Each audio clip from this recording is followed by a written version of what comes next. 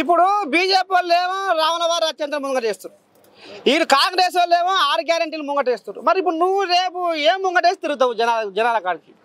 ఏమైందంటే బాగా గమనించాలి, నీలాంటి పెద్ద మనిషి వాడు లావటోరుగా తిరుగుతున్నట. అరే పిల్లగా ఇక్కడ రారా, ఆ దేవుని కొలువురా రామరామ అంటే వీడు నిజమే పని పాటి పెట్టి రామరామ అని కూడా తగినట్టు. పొద్దున ఏం కాలే ఆయనకి, మధ్యాహ్నం ఏం కాలే, ఆ తర్వాత లోపల మంట స్టార్ట్ అయింది కదా, ఆకలి స్టార్ట్ అయింది. అది చూసింది ఆ భగవంతుడు అన్నాడు, ఏంది వీడు ఆ పెద్ద మనిషి పని చేసుకుంటూ నన్ను జ్ఞప్తి చేయమన్నాడు, మరేమో వీడు నా మీదే కూర్చొని చేస్తుండు అని ఆయన భగవంతుని రూపము. ఈ ఆకలి ఎక్కువ పుట్టించింది, ఆకలి ఎక్కువ పుట్టిస్తే వరి చేనులో కూర్చుండు. వరి చేనులలో ఏంటంటే ఆ ఆగడి పర్రెలు వాసింది, ఎండాకాలం టైం, ఇంకా ఆకలిగా దంచుతుంది, లేచిపోతే అది జాగలేదు. ఆ 2 మట్టిలోనే ఏదైతే పలిగిన మట్టిలో చిన్న ఒక తునక, రొట్టె తునక కనబడతాను.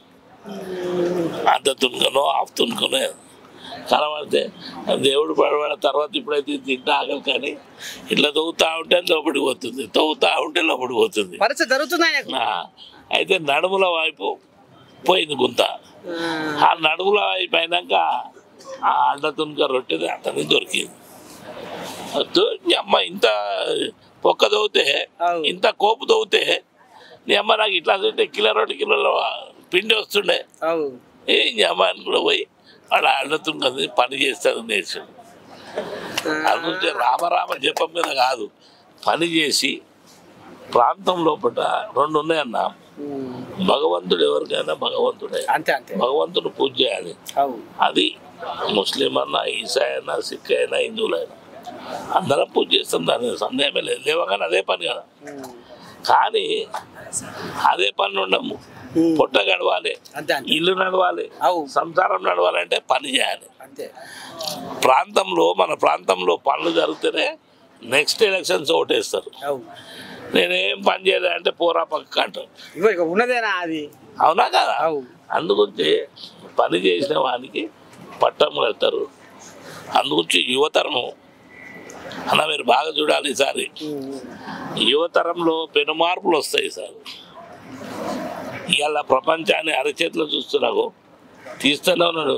ఇవన్నీ పోయినాయి, ఇవి కెమెరాలు స్టూడియోకి పోయి మేకప్ వేసుకొని ఫోటో తీస్తాడు. ఇప్పుడు ఏడుంది, వాటి కొట్టుడా. అందుకొచ్చే జనంలో మార్పు వచ్చింది, చాలా పెద్ద ఎత్తున మార్పు వస్తుంది, మంచి జరగబోతుంది తప్పకుండా. యువతరం ఎప్పుడైతే మేల్కుంటారో అప్పుడప్పుడు మంచి జరుగుతుంది. ఆ మంచి ఇప్పుడు జరగబోతుంది. మీ అందరి ఆశీర్వాదంతో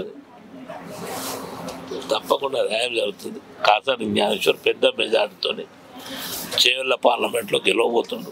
బీఆర్ఎస్ జెండా అంతేం లేదు.